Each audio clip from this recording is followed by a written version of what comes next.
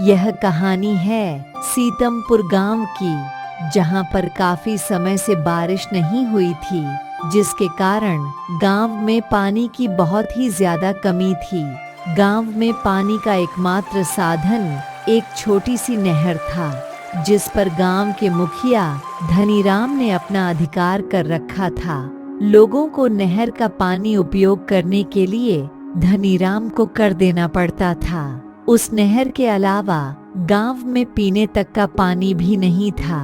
गांव में काफी गरीब लोग ऐसे थे जो नहर का कर चुकाने में असमर्थ थे, जिनमें से एक था बिरजू।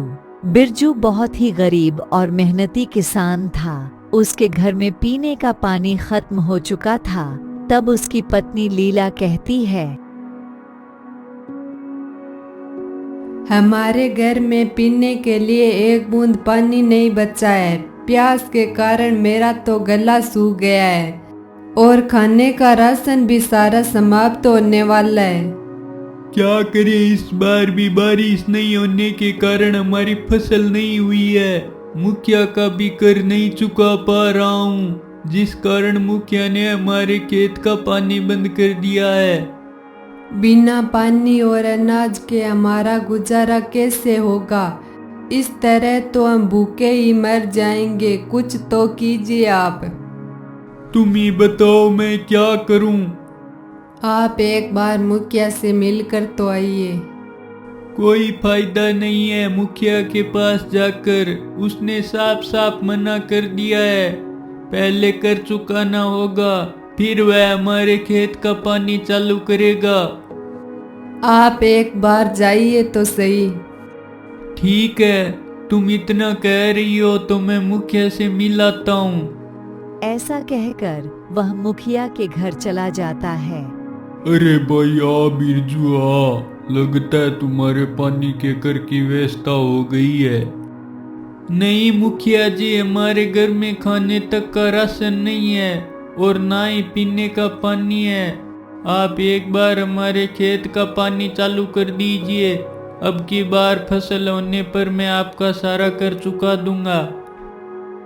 तुम्हारा पीछे का 2 महीनों का कर बाकी है, पहले तुम वो चुकाओ, फिर मैं तुम्हारे खेत का पानी चालू करूंगा।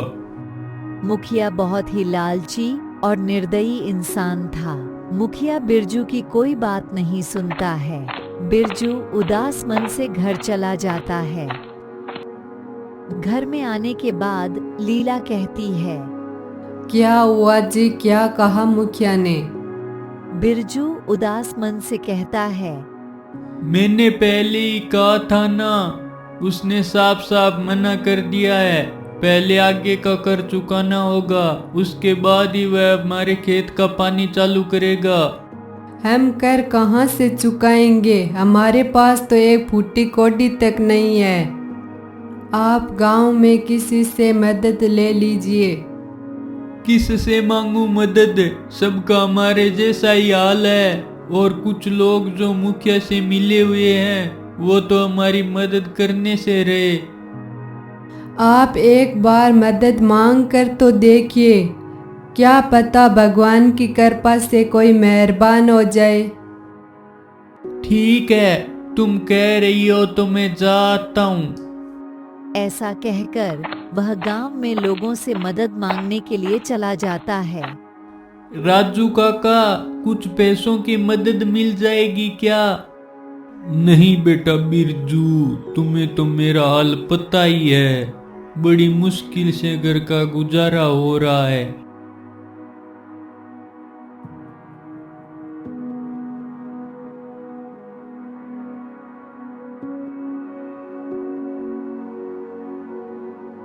गज्जू भाई, कुछ पैसों की मदद मिल जाएगी क्या? नहीं भाई बिरजू। गज्जू भाई, तुम्हारी तो मुखिया के साथ अच्छी बनती है, तो मेरे खेत का पानी चालू करवा दो ना। मैं फसल अच्छी होने पर सारा कर लौटा दूंगा। मैं समय पर कर चुकाता हूँ, हाँ, तभी मेरी मुखिया के साथ अच्छी बनती है। तुम भी कर चुकाया करो। बिरजू को गांव में किसी से मदद नहीं मिलती है। वह दुखी मन घर चला जाता है। क्या हुआ जी, आप इतने उदास क्यों लग रहे हो? किसी से कोई मदद नहीं मिली। अभी हम क्या करेंगे? गांव की नहर पर पूरे गांव वालों का अधिकार है। अभी मुखिया की मनमानी नहीं चलेगी। मैं खुद ही जाकर अपने खेत का पानी चालू कर दूंगा। नहीं, मुखिया बहुत निर्दयी है, वह कुछ भी कर सकता है। आप ऐसा कुछ मत करिए। नहीं, मैं अब मुखिया का अत्याचार नहीं सहूंगा।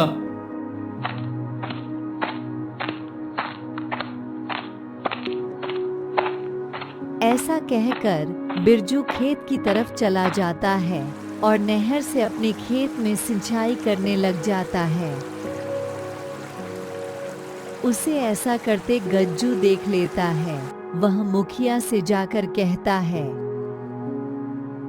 मुखिया जी, वह बिरजू नहर से अपने आप ही खेत में सिंचाई कर रहा है। उस बिरजू की इतनी हिम्मत कि वह मेरी नहर से अपने आप पानी ले रहा है, वह भी बिना कर दिए। चंगू मंगू, तुम जाओ और उस बिरजू को अपने तरीके से समझाओ। ठीक है मुखिया जी। चंगू मंगू खेत में चले जाते हैं और बिरजू से कहते हैं, तुम मुखिया की नहर से पानी ले रहे हो, वह भी बिना कर दिए। तुम में इतनी हिम्मत आ गई। नहर पूरे गांव की है, इस पर पूरे गांव का समान अधिकार है। चलो हम देते हैं तुम्हें तुम्हारा अधिकार। इतना कहकर चंगू मंगू बिरजू की पिटाई कर देते हैं। बिरजू दर्द से कराहता हुआ घर चला जाता है। बिरजू की ऐसी हालत देखकर लीला कहती है, अज्जी, आपने ये क्या हाल बना रखा है अपना? आपके कपड़े कैसे फट गए और ये चोट के निशान कैसे? तब बिरजू अपनी बीती सुनाता है। मैंने तो पहले ही कहा था, मुखिया बहुत ही निर्दयी है, वह किसी भी हद तक जा सकता है। एक दिन बिरजू के घर पर एक साधु बाबा आते हैं और बिरजू से कहते हैं, बेटा 2 दिनों से खाना नहीं खाया है, कुछ खाने के लिए दे दो बेटा। बिरजू मन में सोचता है, अरे मैं साधु बाबा को क्या खिलाऊं? हमारे घर में तो हमारे खाने के लिए भी कुछ नहीं बचा है, फिर भी कुछ तो देना ही पड़ेगा, वरना घर आए साधु का अपमान हो जाएगा।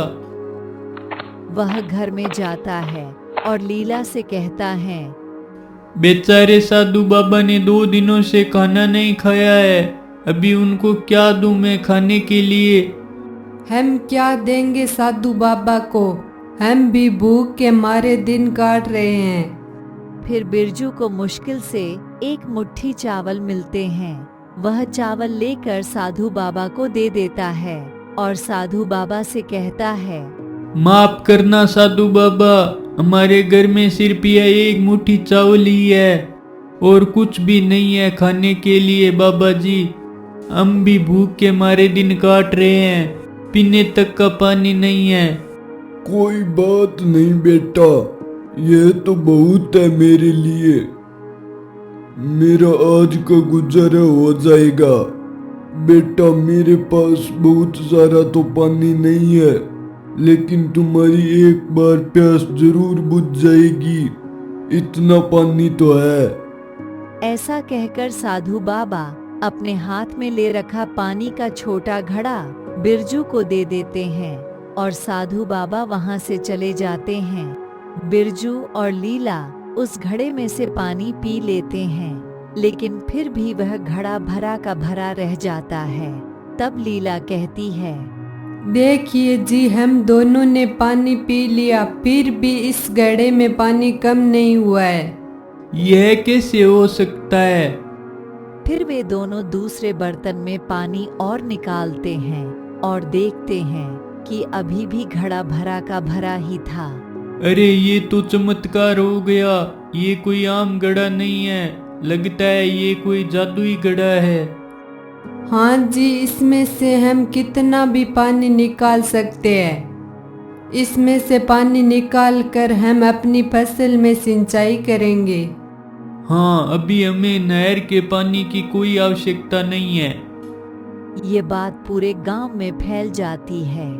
अरे भाई, सुना है बिरजू के पास कोई जादुई घड़ा है, उसमें से कितना भी पानी निकालो घड़ा भरा का भरा ही रहता है।